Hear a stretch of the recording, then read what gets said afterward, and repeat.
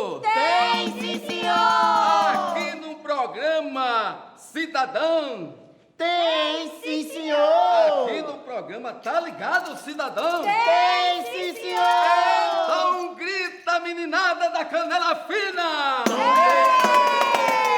Tombei, tombei, mandei tombar. Pedra fina no meio do mato. Tombei, tombei, mandei tombar. Batata cozida, mingau de cará. Tombei, tombei, mandei tombar. Pedra fina no meio do mato. Tombei, tombei, Mandei tombar. batata cozida, mingau de cará. Tá na hora da feira começar. Tá na hora da feira começar. Na feira tem laranja, na feira tem verdura, na feira tem feijão e também tem rapadura. Olha esta laranja, tão doce como mel, é preciso pagar caro, ela não caiu do céu. Teve gente pra plantar, teve gente pra trazer, teve gente pra colher. Tenho eu para vender. Temos nós para comprar. Tenho eu para vender. Temos nós para comprar. Mas o que a gente ganha não dá pra tudo comprar. Mal dá pra se viver, mal dá pra se comer. Só dá pra continuar outra vez a trabalhar. Só dá pra continuar Outra vez a trabalhar. Olho por olho, dente por dente. olho por olho. Nós tivemos a abertura do nosso programa com o pessoal do Grupo de Teatro do Sindicato dos Trabalhadores em Educação de Pernambuco, o Sintep. E eu estou ao lado do responsável, do professor Ivan Rui, que é o responsável por essa organização teatral. Bom dia, Ivan, tudo bem?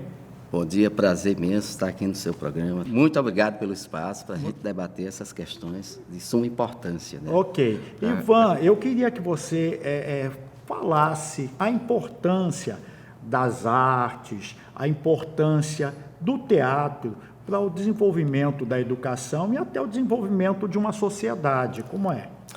É de suma importância. Em primeiro lugar, o nosso teatro, ele nasce com uma perspectiva dialógica, de debater, de fazer uma reflexão, de provocar, não só a categoria, né? Porque a gente segue um pouco a linha de Augusto Boal, do teatro do oprimido. Então, a perspectiva do teatro do oprimido era isso, era um teatro provocador, um teatro de reflexão, um teatro solidário, um teatro em que o ator ele era partícipe direto da sua ação transformadora e libertadora.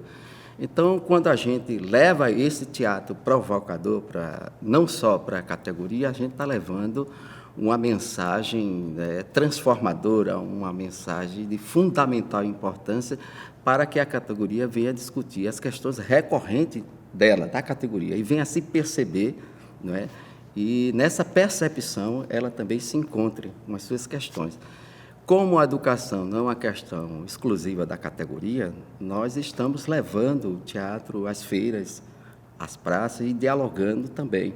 Vocês sempre fazem esse tipo de apresentação? Sempre fazemos esse tipo de apresentação na perspectiva dessa linha, né, de envolver. E o teatro do oprimido, a linha que a gente segue, ele é importante porque é aquele teatro que quebra as quatro paredes, né?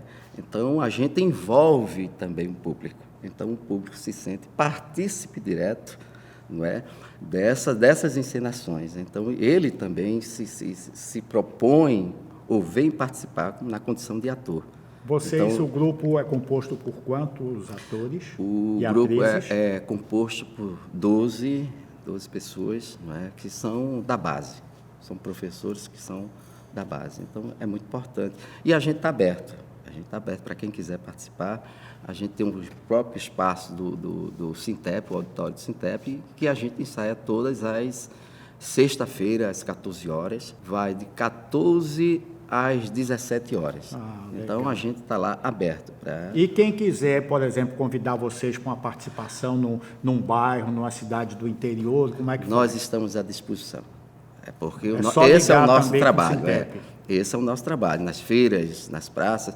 Sábado passado a gente estava na feira de Casa Amarela. Então legal. foi muito importante a participação dos feirantes, das donas de casa, das pessoas que estavam lá, se envolveram, entraram. Essa é a nossa perspectiva, fazer as pessoas perceberam da sua importância, da sua condição de transformação, porque esse é um teatro político provocador.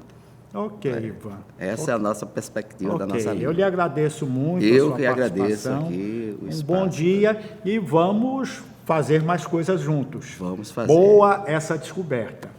Tá, muito obrigado.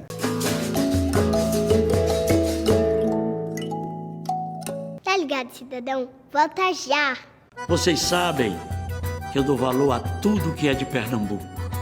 Outro dia estava com vontade de comer um bolo. Entrei no supermercado, vi essa caixa linda, comprei esse bolo de rolo tradição. Meus amigos, quando eu cheguei em casa que abri e provei, eu adorei, minha mulher adorou, todo mundo gostou. Bolo de rolo tradição, o melhor que eu já comi na minha vida.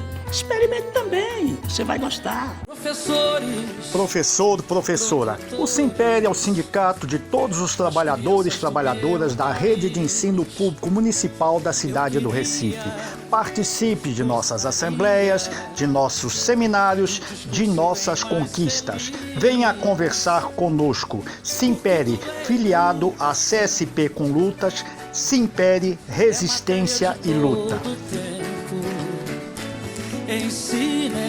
Todos os dias, os metroviários de Pernambuco lutam contra a falta de segurança, de peças e equipamentos, falta de funcionários, além de alagamentos, sucateamento e constantes falhas nos trens. Tudo consequência da política de privatização do governo que prejudica o metrô para justificar a terceirização e entregar o transporte público nas mãos de empresários. Essa é a nossa luta por um metrô público de qualidade. Sindimetro PE, nossa luta é a sua luta. Bom dia, eu sou Edjane Quirino, esteticista. Recentemente, fizemos um curso na Alemanha, trazendo da cidade de Hannover tecnologias inovadoras da criolipólise. Como aqui em Recife já sou pioneira de 10.000 procedimentos realizados com toda a segurança, então convido vocês para conhecer o meu trabalho no empresarial Albert Einstein, na Ilha do Leite. Acompanhe também na fanpage Edjane Quirino Estética e Bem-Estar. Vocês podem também me procurar no Facebook.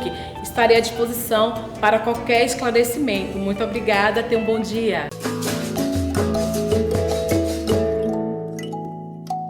Eu estou com o professor e pesquisador Arturo Escobar.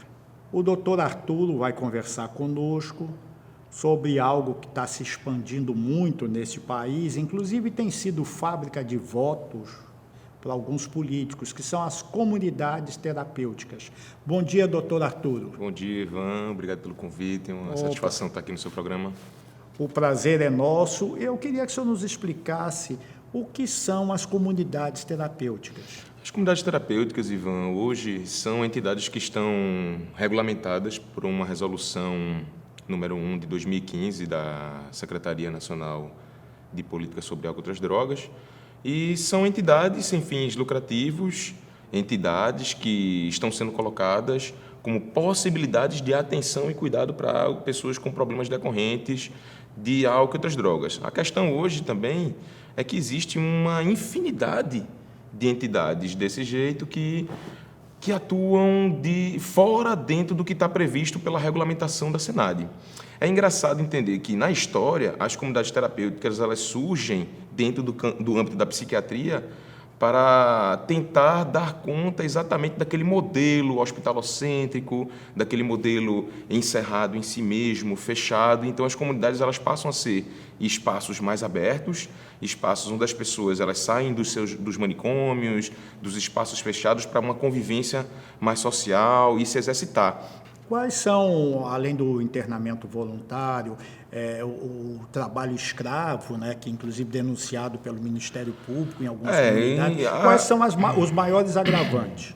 Hoje uma série de agravantes são encontradas em algumas não vou dizer comunidades terapêuticas, porque elas não podem ser chamadas de comunidades terapêuticas, mas de algumas entidades que se colocam como se fossem comunidades terapêuticas, mas sem se adequar. É possível se encontrar, por exemplo, quartinhos de castigo, perspectivas de tratamento que se reduzem apenas à leitura de escrituras sagradas, à prática de orações e o trabalho braçal, como fazer, vamos dizer, trabalhar horta, né? na horta, ou trabalhar Vender na livro enxada, no ônibus, vender livros caneta. no ônibus.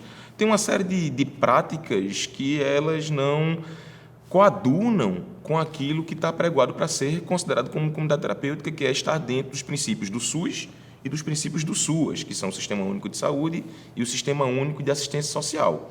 E aí, quando uma entidade dessa ela não está seguindo, não está se guiando por esses princípios, a gente encontra uma série de violações de direitos graves, desde aqueles, por exemplo, em que o sujeito ele não quer mais ficar na entidade, e aí ele é coagido, ele é aprisionado, Forçado, né? ele é medicalizado, muitas vezes punido fisicamente, punido psicologicamente. Então, tudo isso, o Brasil ele precisa prestar atenção, ele precisa condenar e precisa perseguir para poder fechar esses tipos de entidades que estão fugindo daquilo que está previsto para ser como uma comunidade terapêutica. Agora, doutor Arturo, para a gente concluir nossa conversa, a família em desespero. Muitas vezes o pai, a mãe sofrem até agressão física por aquele usuário de droga. Quais são os cuidados que ela deve ter ao procurar esses CTs? Hoje é preciso ficar claro, Ivan, o seguinte, que a dependência de drogas ou o problema de drogas, ele não é um problema que se tem uma solução fácil, ele não é um problema linear. Ele é um problema complexo. As pessoas que desenvolvem algum tipo de problema, transtorno ou mesmo a dependência mais grave, elas não têm um modelo em que se garanta 100% de sucesso. Os melhores modelos eles têm entre 30% a 40%. Alguns modelos involuntários, algumas pesquisas apontam, por exemplo, que a involuntariedade, né, você ir contra a sua vontade, reduz o sucesso para taxas de 2%. Então, parece ser que as entidades involuntárias elas têm, pelo menos a ciência, é contra, digamos, esse tipo de perspectiva. E aí a família ela precisa estudar os modelos. Se ela tem aí os modelos da saúde, né, os CAPS-AD, os modelos que estão previstos dentro da política pública, né, tem também os modelos da assistência social, mas digamos que uma pessoa ela pode sim, ela tem o direito, o desejo de escolher uma entidade privada para se cuidar. Então cabe à família fazer a visitação, entender se naquela entidade existe a liberdade, a voluntariedade, a permissão para se fazer visitas, né? A gente hoje entende muito bem que a presença da família no tratamento, na atenção com o usuário de drogas, ela é extremamente importante e algumas entidades elas estão impedindo que a família visite, por exemplo, 3 meses sem visitar, ou o indivíduo ele não pode fugir. Então, se ele não pode sair, é porque existe ali, de alguma maneira, uma coação, um aprisionamento. Essas questões elas não podem existir em determinadas entidades. E se elas existem, elas precisam estar obedecendo à lei. A lei prevê, sim, a internação involuntária, mas o Ministério Público precisa ser avisado. A internação ela precisa ser feita ou por um juiz ou por um médico. E o Ministério Público nunca pode deixar de receber, de ser notificado em relação a isso. Então, a família cabe prestar atenção, talvez até perguntar como é que um dos acolhidos se sente por lá, se ele se sente coagido. Observar essas questões é muito importante para que você evite que o seu familiar, a pessoa que você deseja bem, ele não entre ou não fique aprisionado numa entidade onde faz práticas que são questionáveis, né? Práticas de cuidado, hoje, no nosso entendimento atual, que são extremamente questionáveis, violadoras. Ok, doutor Arturo, muitíssimo obrigado ao senhor pela presença, Agradeço. por esse ensinamento, e nós acreditamos que o melhor caminho para se evitar qualquer conflito na adolescência, na fase adulta, é a compreensão, o amor, o diálogo entre os pais e seus filhos. Isto é muitíssimo importante desde o nascimento até a formação do adulto. Muito obrigado, bom dia. Fique à vontade, Obrigado. se quiser. Não, eu só queria dizer uma coisa, quando você faz isso, Ivan, é interessante trazer o seguinte, porque as comunidades terapêuticas e o serviço público hoje eles lidam muito com a pessoa com o problema, né? E é preciso estar atento a isso que você traz, que é o campo, que isso é a prevenção, né? A prevenção hoje, ela está postulada dentro das Nações Unidas com as melhores perspectivas de prevenção é a escola, manter a pessoa na escola, identificar se existe alguma vulnerabilidade social no sujeito, de diálogo familiar, treinar os pais a lidar com seus filhos. Porque, veja, a paternidade, a maternidade não são coisas que são que a gente nasce sabendo, são coisas que são aprendidas, inclusive Dia a podem dia. ser, precisam ser fomentadas aprendizagens. Então, as Nações Unidas nos trazem uma série de programas para treinar habilidades sociais, habilidades de vida, tanto entre os pais e as mães, quanto também dos seus filhos, né? Os filhos aprenderem a dizer não, quando é que a gente pode dizer não, quando a gente pode dizer sim. Tudo isso é prevenção social para evitar problemas com drogas no futuro, que estão aí exatamente nessas habilidades, na escola, enfim, no amor, no carinho, na abertura para o diálogo, tudo isso. Acho que é isso. Muitíssimo obrigado ao senhor mais Bom dia uma a todos. vez e bom dia.